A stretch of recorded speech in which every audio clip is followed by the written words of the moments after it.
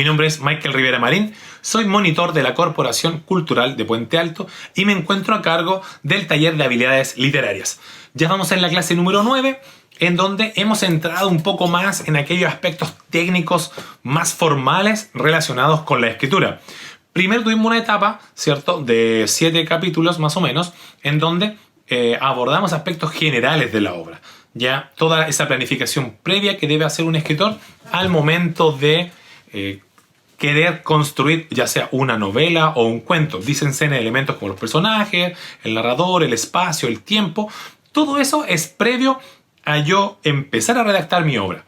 Bien, son aquellos elementos más generales que dan peso, ¿cierto? Y construyen un universo que es interesantísimo, que es, yo creo que las cosas que a uno más le apasiona. Muchas veces uno como escritor comienza con muchas ideas, tiene, no sé, 3 novelas que escribir, 8000 cuentos, pero al momento práctico nosotros tenemos que decantar toda esa información y ponerla en palabras.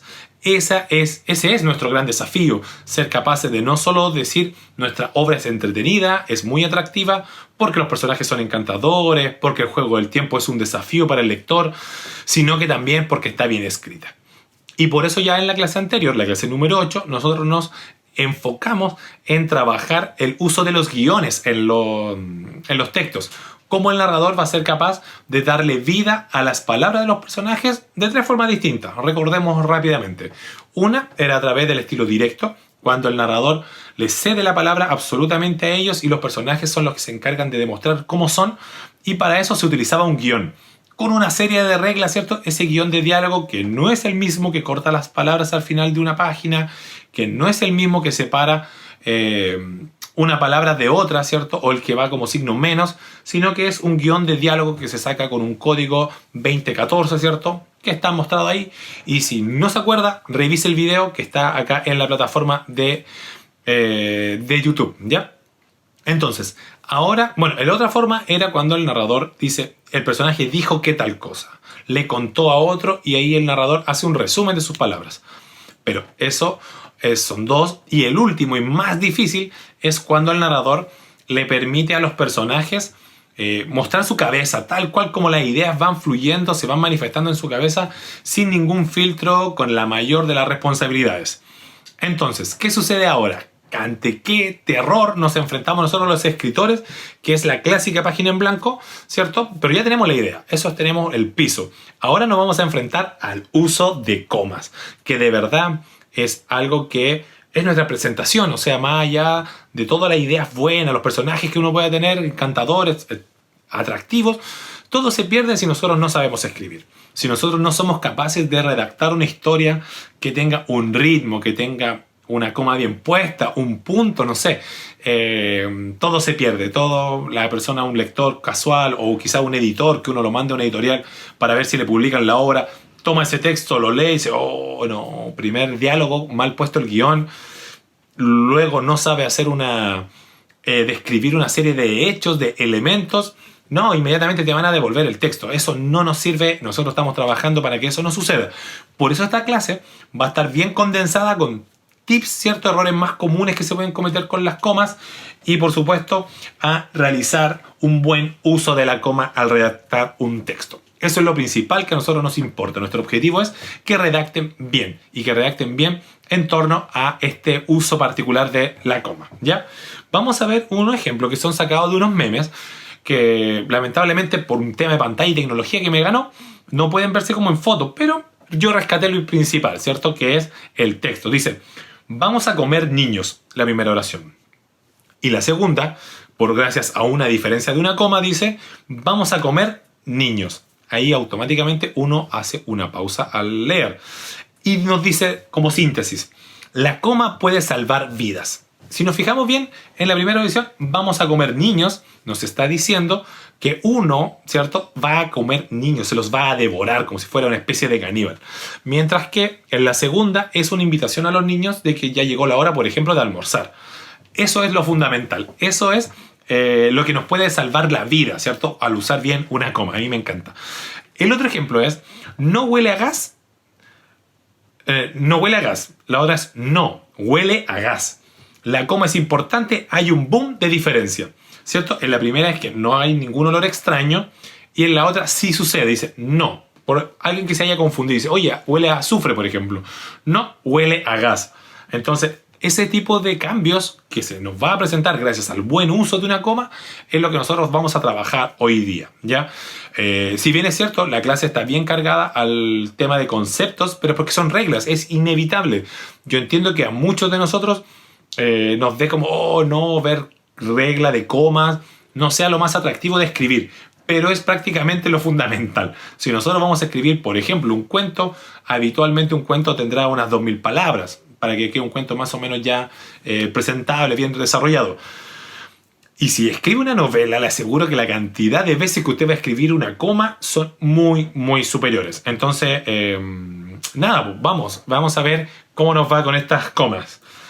Hay una presentación acá general que tiene relación con el uso de la puntuación, que son un rasgo muy general, ¿cierto? Muy amplio, porque quiero enfocarme en esta clase solo en las comas y la clase siguiente abordar lo que son puntos aparte, puntos suspensivos y punto y coma, ¿ya? Que también es un gran terror el punto y coma. Tiene su magia darle uso a él. Dice, sus funciones, ¿cierto?, de la puntuación son marcar las pausas y las entonaciones con que deben leerse los enunciados, organizando el discurso y sus diferentes elementos para facilitar su comprensión, evitando posibles ambigüedades en textos que, sin su empleo, podrían tener interpretaciones diferentes. Se dieron cuenta que cuando yo leí los ejemplos, estos que están sacados de imágenes, ¿cierto? El hecho de vamos a comer, uno respira, niños, uno entiende que los niños van a comer con uno. Pero cuando dice vamos a comer niños, nos está diciendo en esencia que se va a realizar una práctica de canibalismo. Esas pausas, esa respiración, nos permite a nosotros poder comunicar lo que queremos y comunicarlo de forma correcta. No nos sirve a nosotros tener un texto en el cual el mensaje no se entienda, ¿ya? O quede confuso o quede ambiguo. Nosotros necesitamos ser muy precisos, a menos que no queramos serlo porque el personaje tiene algún tipo de problema. Pero eso se marca con otra forma, ya sea por letra cursiva, ¿cierto? O una descripción del narrador. Solo en esos casos se puede entender. Como les decía, vamos a ver el caso de la coma. La coma es un signo gráfico, ¿cierto? Uno lo puede ver, una cabecita y una colita, que representa una pausa más breve que la del punto. ¿Ve? Yo inmediatamente respiro y se utiliza con frecuencia en toda clase de textos. No hay nada. Si usted lee el diario, lee una novela, lee un poema, lee un afiche, en todos lugares usted se le puede encontrar con la coma. Las reglas para su uso son las siguientes, que acá vamos a ir viéndolos y vamos a ir haciendo un poco de pausa y comentando algunos. Para separar los diversos elementos de una serie. Por ejemplo, me gustan sus ojos, sus labios, sus cabellos, sus hombros. Ese ejemplo usted va enumerando. Cuando usted es capaz de enumerar una serie de elementos, usted los separa por coma.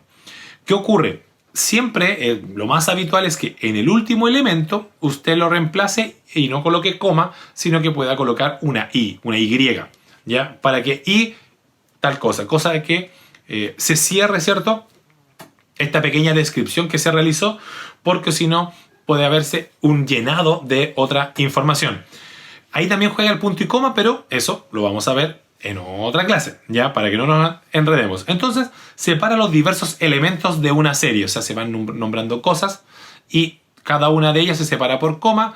Habitualmente en la última nosotros vamos a colocar una I que da el paso al fin de la serie, ¿ya?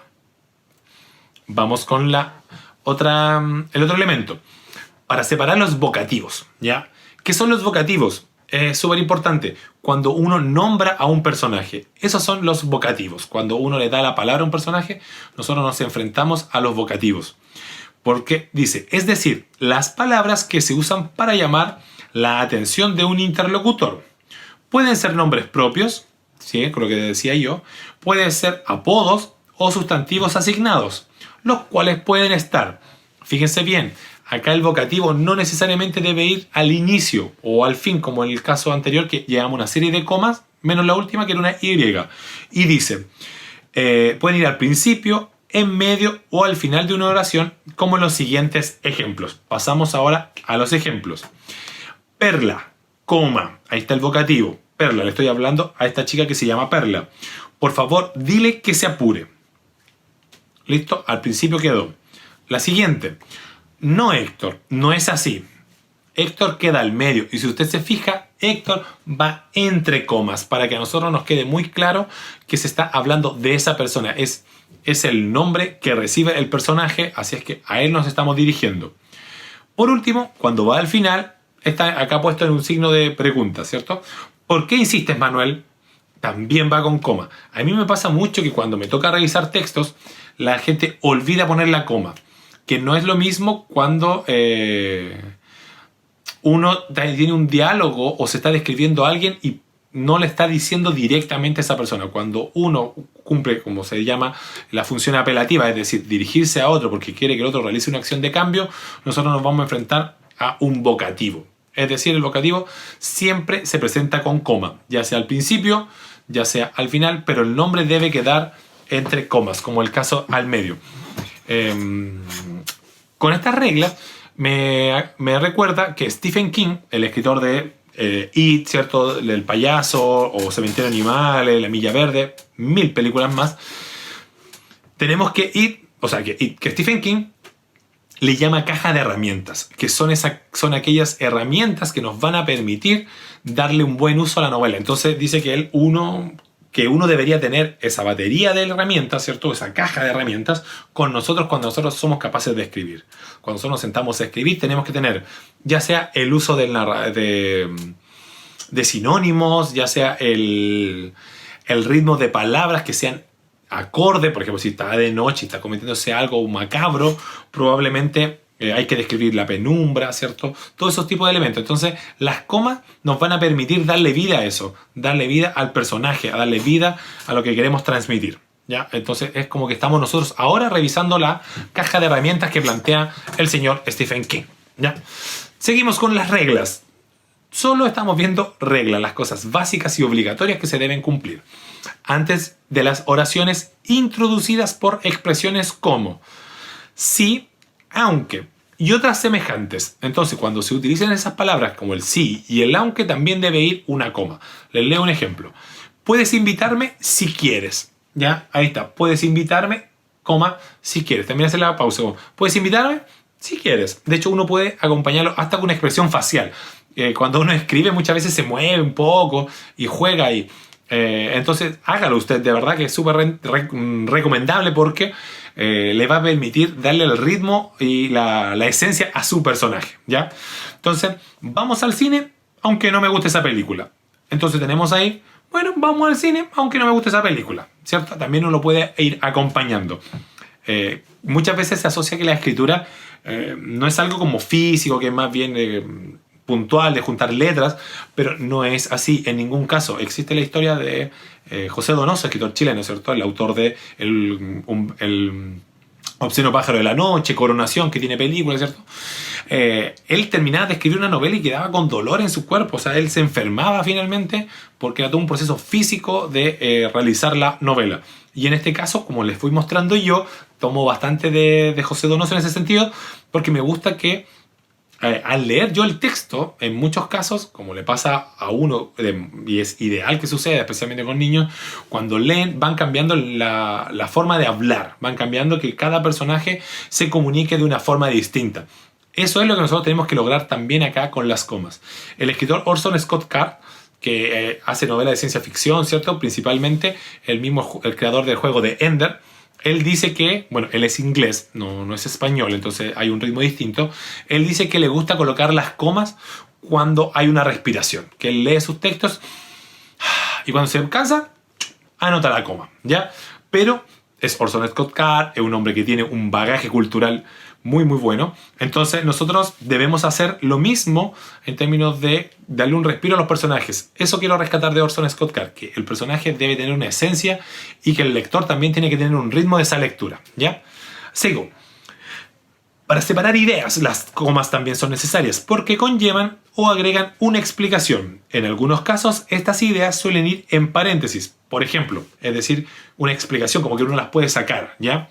Dice: ella vino a mi cumpleaños, aunque no la invité, con un gran regalo, ¿ya? ella vino a mi cumpleaños, aunque no la invité, con un gran regalo. Si yo saco el aunque no la invité, dice, ella vino a mi cumpleaños con un gran regalo. La oración cumple la misma función, solo se está haciendo una explicación que acá nuestro emisor, ¿cierto? Nuestro personaje no invita a la persona al cumpleaños, o sea, se invitó sola. Claro, entrega un dato más de información. ¿Por qué? Y ahí uno podría cuestionar, ¿por qué es que no le invitó? Estaban peleados, etcétera, etcétera, etcétera. ¿Ya? Entonces, ahí tenemos cómo separan ideas porque hay una explicación. Lo ideal es que si usted quita esa explicación, su texto se mantenga igual. Solo lo usa para usted explicar, profundizar en algún elemento de su personaje. Voy con la otra. Dice, Luis, el alumno más aplicado, obtuvo un reconocimiento. Entonces, podríamos decir, Luis obtuvo un reconocimiento hoy. Se me ha olvidado el hoy. Obtuvo un reconocimiento hoy. Pero, ¿por qué lo recibió? Uno quedaría con la duda. Pero acá se nos explica que lo recibió porque es el alumno más aplicado. ¿Ven cómo funciona como un paréntesis? No es un paréntesis, por supuesto, sino que es una aclaración que va entre comas. Pasamos a la siguiente. Los errores comunes. A mí también me pasó y me pasó muchas veces. Gracias a Dios tuve quienes me pudieron apoyar y por eso mi intención con estas clases es que funcione así, que nos podamos apoyar, que colocamos comas donde no correspondían o no sabíamos, y a veces nos sucede también que miramos el libro donde hay una coma como para leerlo y el libro trae el error. Entonces a mí me ha tocado ver, y es muy triste, contraportadas de libros de escritores nacionales o extranjeros, da igual, en que uno lee atrás y las palabras están mal cortadas, traen falta de ortografía. Entonces, de verdad que eso, como tú lo lees, es como un golpe, porque si tu libro ya lo das vuelta, que es lo clásico, que uno da vuelta al libro y lee de qué trata una breve reseña, esa reseña es para que te enganche, para que te motive. Pero cuando hay un error, te frustra, como, oye, pero ¿por qué? Si hay obviamente todo un equipo detrás de editores, correctores de estilo y todo eso. Pero de los correctores de estilo vamos a hablar al final de la clase. Dice, errores comunes. Se pone punto, y estas son preguntas finalmente. Se pone punto después de los signos de interrogación y exclamación. Se coloca un punto ahí. No, nunca. Nunca va un punto, ¿ya? Nunca va un punto después de un signo de interrogación o de exclamación. Los signos de interrogación y exclamación funcionan como si fueran puntos. Esos son los puntos. El signo de exclamación cierra, ¿ve? Acá no hay un punto, no hay nada, está solo. Pero ¿qué ocurre? Sin embargo, sí se pueden incluir la coma, el punto y coma o los dos puntos. Ejemplo, me vino a saludar, coma, ¿sabes? Coma, pero me hice el tonto. Me vino a saludar, ¿sabes? Ahí como la pregunta. Pero me hice el tonto. Como que no quise atenderlo, entonces me hice el tonto. Ve que ahí está, signo de pregunta, coma, ahí queda clarito. Entonces, signo de exclamación o pregunta, de interrogación, no va punto, pero sí va coma, punto y coma y dos puntos. Pasamos al otro elemento. ¿Dónde va el punto cuando usamos comillas? Hay quienes colocan adentro o afuera. Resolvamos esa duda. El punto siempre se pone detrás de las comillas. Acá está el ejemplo. No voy a hablar, cierre comillas, punto. ¿Ya? Dicho esto, se fue. Ahí está el ejemplo completo. No voy a hablar, cierre comillas. Dicho esto, se fue. Ahí tenemos obviamente una presentación de estilo indirecto, porque el narrador le da la palabra al personaje y lo resume él. Dicho esto, se fue. Si el texto entrecomillado termina con signo de interrogación, se pone la interrogación dentro y el punto afuera. Se ejemplifica ahora. Me dijo, comillas, ¿te gustaría volar? Signo de pregunta, comillas y punto. Y sigue el texto. ¿Se dan cuenta? Yo te dije que sí. Entonces, se utiliza el punto del otro lado de la comilla y cuando hay un signo de interrogación, va signo de interrogación, comilla y punto. Ya, yo les decía que esto es una herramienta, es finalmente algo muy práctico.